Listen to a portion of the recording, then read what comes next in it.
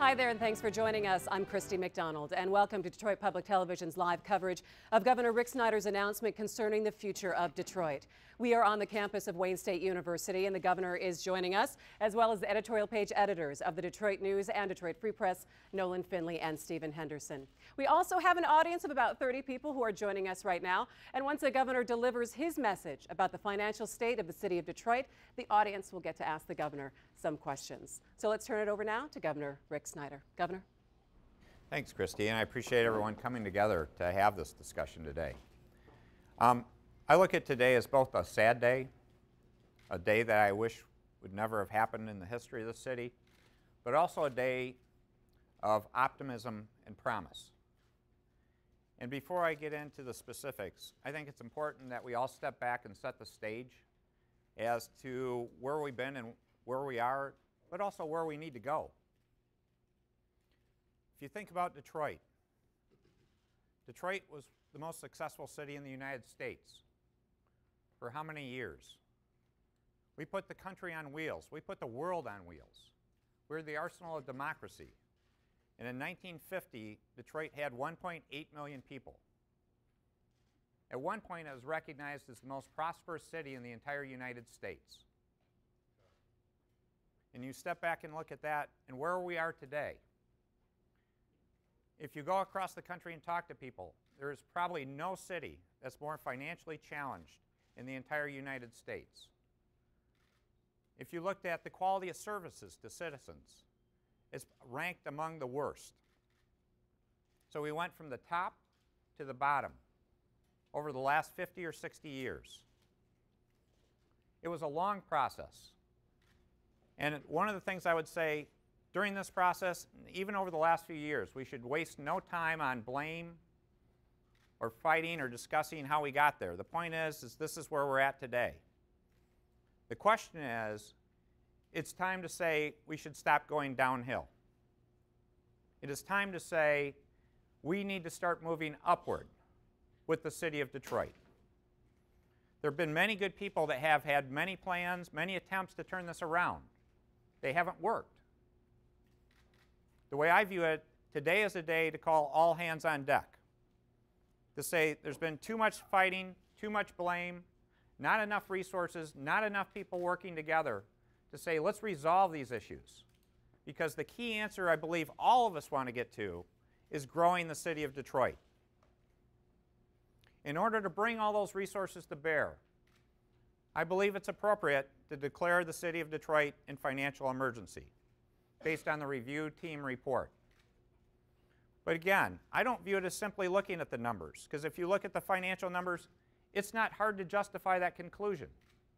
There's a short-term cash crisis. There's long-term liabilities that need to get resolved. There needs to be a structure for long-term success. But again, it's not just about numbers. This is about people. There are 700,000 people in the city of Detroit that are suffering, that we need to turn around. But I would also say, as I've talked about the negative things, we need to remember there are a lot of great positive things going on in Detroit. And the long-term answer to this solution is not to dwell on the negative. We need to use a phrase I live by, relentless positive action. We need no blame, no credit. We need to simply solve this problem and head towards a bright, exciting Detroit. And what does the Detroit of the future look like to me? And again, this is something the citizens of Detroit should define, not me. But what does it look like? We're already seeing exciting things in Midtown, downtown, the riverfront, exciting revitalization. But the only long-term solution to Detroit is to say we can also say those exciting things are coming to the neighborhoods of Detroit, to the people living in those neighborhoods.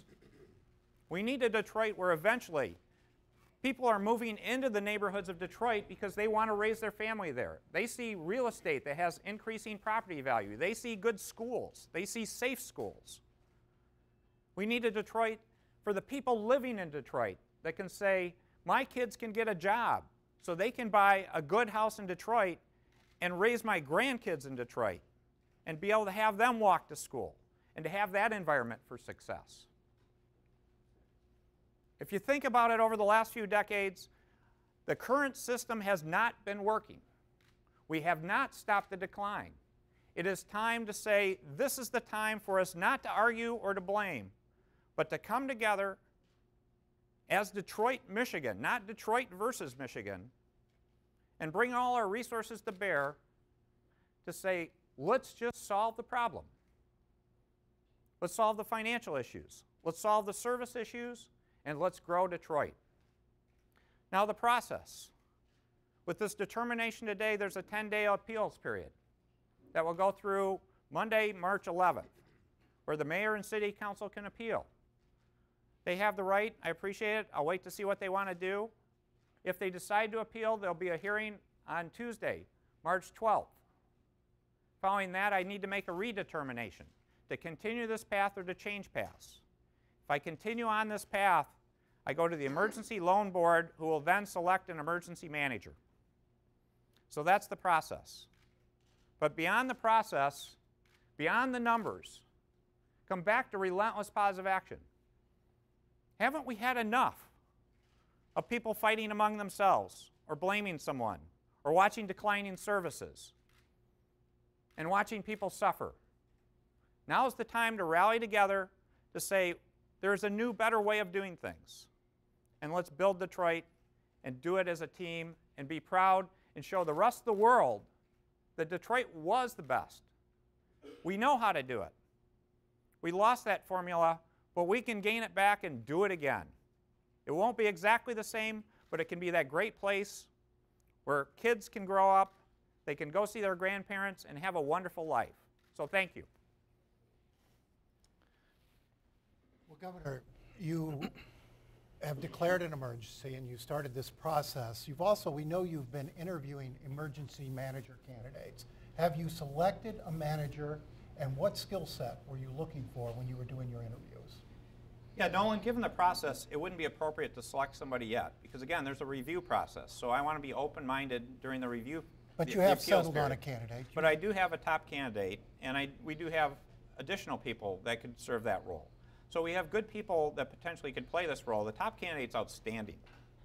And the kind of person this individual is someone that's a great people person. They have vast experience working on relationships. They have strong financial knowledge, strong legal knowledge, and that ability to say, how do you build teams and work together? Because we need somebody that's going to make decisions too. Because one of the issues in Detroit is too often we knew what the problem was, we even had a plan, but the decision wasn't made and action wasn't taken. Private sector person, in-state, out-state? Well, I don't really want to speculate on that, because again, I view that as premature.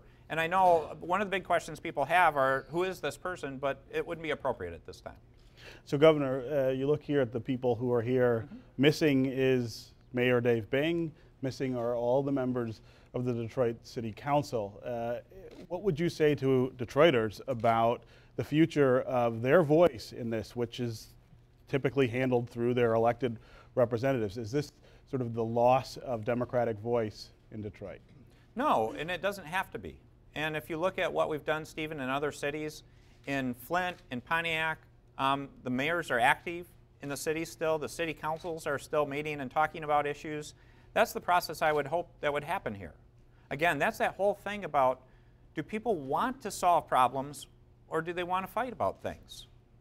And that's what I'm really hoping, because again, there's been good things done by the mayor and city council over the last few months, the last couple months in particular, but they haven't been enough to solve the problem. So let's all keep working together. This is another tool and a resource to add a solution. So you also got several people now running for the job of mayor and city council in November. How long do you anticipate it would be before the mayor and city council might be back in full charge of city government?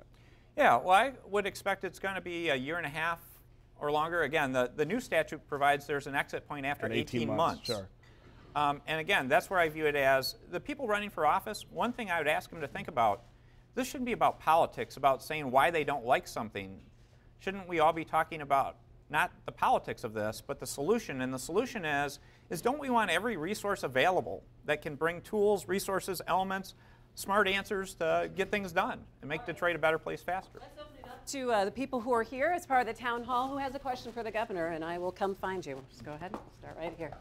Go ahead, sir. Governor Jack Lessenberry, is it realistic to think that 18 months, this job can get done by anyone in 18 months, at which time, just before you may be up for re-election, the city council can pull the plug?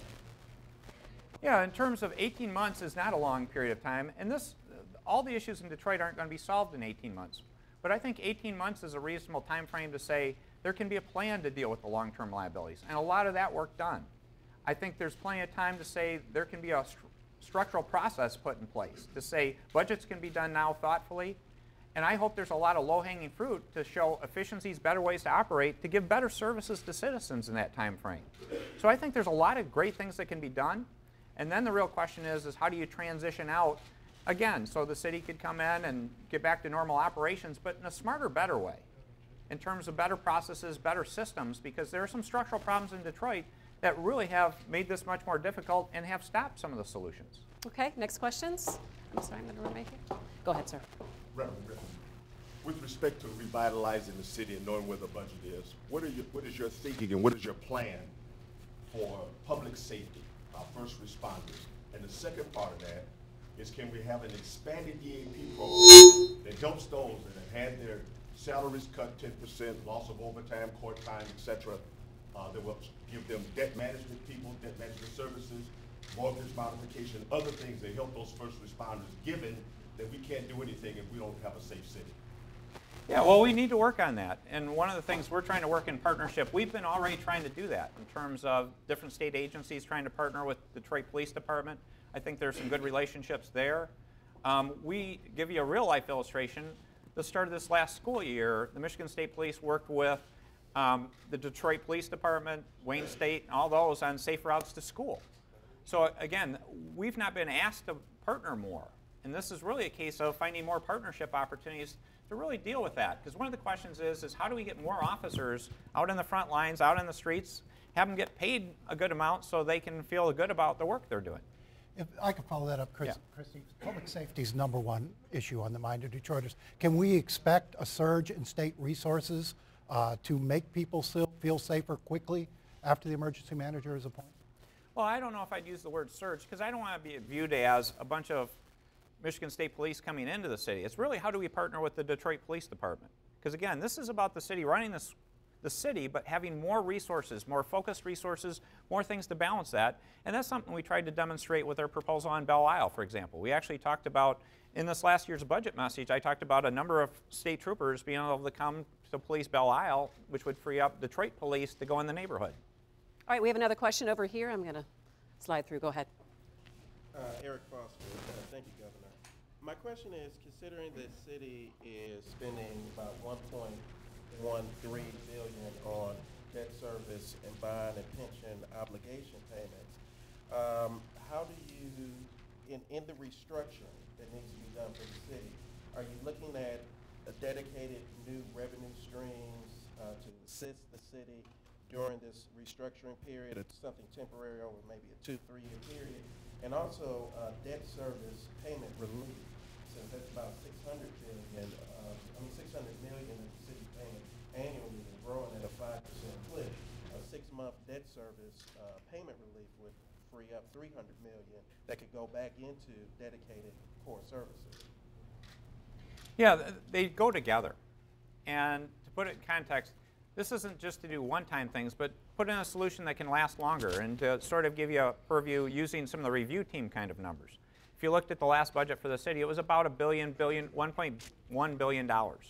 About 30 cents on the dollar are going to legacy costs to deal with these long-term liabilities, and that makes it really difficult, as you said, to provide more current service. So one of the things that needs to happen is all the creditors need to be called to the table to say, can it be renegotiated, where everyone's involved in that solution, asking something from everyone in the long term to say, this just doesn't work, and get a solution in place that could delay the payments, put a new payment plan in place, potentially relieve some of that, do it in some fashion, so then there are more resources to get us on the right path. That is this should be part of the strategy that needs to take place in terms of working through that. But one of the things you pointed out was the idea of new revenue streams. We've seen recently that one of the most important revenue streams in the city, property taxes, is not working very well at all. Does the city need a way to raise more money than it has right now? Yeah, what I would say, it's could very well involve raising more money, but it's doing it the right way too. And I think the property tax system is a great illustration of that. That it's from the press accounts, good press work there, it's a totally messed up system. So it's really, let's get good, competent people in there to actually say, how do you actually figure out what is fair valuations, realistic valuations, so people can say, I am paying the right amount, and then make sure people are paying those amounts, and if they can't pay at day one, what's the payment plan to make it work out? Because the thing here is how do you work the right equations here, because recognizing the citizens of Detroit are the customer. They're not just the citizen, they're the customer of the city. So it's recognizing how do you give them good service. All right, we have a question over here, Governor. Go ahead. Governor Snyder, Carol Goss. Do you anticipate, if the emergency manager moves forward, that there would be a process where ordinary citizens could be informed about what's going on, at the decisions that are being made, and even give some input? Well, I think that would be an important thing, Carol, in terms of making sure there's great dialogue going on. And that's part of doing this event today. I mean, this wasn't done just as a press conference where I got up and said, here's the answer. I came here today, and I appreciate Nolan and Stephen spending the time and all of you coming, because it's a chance to make sure there is that dialogue and communication going on, and we need to keep that up. This is a case where I'd say we should be biased towards over-communication, because I don't know if that's possible in terms of continuing to give updates, because the scariest thing quite often is when you don't know the answer, or you're not sure what's going on, because the way I view this emergency manager situation, if we're going on that path, if we end up there, is the greatest anxiety is right now, or until the person's actually here, or until they've worked for a month. Because it's an unknown. Once people know what the situation is and get an idea that all's going to be okay and there's progress, it's a much better situation. Well, Governor, probably the most anxious people in Detroit right now are the ones sitting at City Hall. What role do you see for the elected officials in all of this? I think they're going to have an opportunity to define that by how they want to participate in the process. If they want to be part of a constructive solution and work together and say, let's roll up our sleeves and just go to work and focus on solving the problem, I think there's a great opportunity to be involved. If people, whether they're in the city government or not, just want to yell and say it doesn't work or they don't like it and they're not coming forward with any solutions, they're just bringing up problems, I wouldn't expect they're going to have a lot of influence on decisions. All right, we have a question over here. Governor, go ahead. Thank you, Governor. Peter Hammer. I'm an academic and not a politician, but it's hard for me to see somebody give a 50-year retrospective of the needs of Detroit and not talk about issues of race or issues of regionalism. These are deep structural problems that require deep structural solutions, and it's not obvious that an emergency manager frame is the correct one. Why aren't we having a town hall meeting about a regional emergency manager to deal with regional public transportation, regional revenue sharing, and regional reconciliation? If you look at, in some ways, some of the regional issues are being addressed. Again, we have legal structures that really put some constraints on it, but that was part of the idea of the RTA, the Regional Transit Authority. That had been missing for 40, 50 years. Well, we put it in place now, and it's working. And one of the things I think you may be excited to see in the future, Peter, is one of the things we're doing in an economic development summit I'm holding statewide in March, is one of the topics is regionalism, about doing more work in a regional context and getting regions to work better together. So I also agree that there's more work to be done on regions, and actually we're headed on that path. At the same time, Detroit can't wait.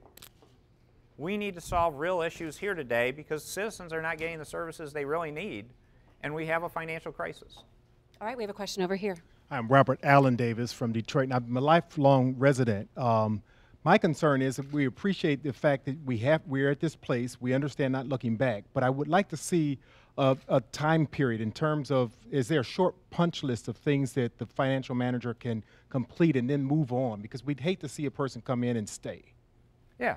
No, in terms of guidelines, Robert, what I'd say is the consent agreement had 21 different identified items in part of the backup of that agreement. That's a good guide to use as a starting point. And just to give you one illustration, if you have a chance to look at the review team, the supplemental report, they actually talk about those 21 items and made the point that, for example, the agreement was signed in April. A whole bunch of those things didn't get started working on until like September. And if you think about it, if the agreement was signed in April, and again, I don't want to be critical here, I would have hoped a whole lot of those could have started working on in April. And so that's part of the point of the emergency manager concept is you don't get the delays, you don't get the lag time. Again, people are going to be welcome to work on projects to solve problems. But let's do it faster and better and get real results in place as quickly as possible, to go to your point. Governor, we have a question over here. Go ahead, ma'am. Yes, Maria Salinas. In regards to jobs, we have a couple of big projects coming into Detroit, the bridge and an intermodal freight terminal. What is the guarantees that we can get some of those jobs to our residents? The only way we really are going to change Detroit is to get jobs to our residents. No, jobs are key to the future, and there are some good opportunities already going on, like Detroit Manufacturing System, DMS. I mean, that was a great opportunity that happened this last year from the auto supply world. There's more of those coming. The bridge is a huge opportunity. And to be open with you, I've had discussions with people involved in that process to say we need to be thoughtful about including people from Detroit in terms of, are there training programs, are there skilled trade programs to help them get the background and experience? And I've gotten positive feedback from people on that.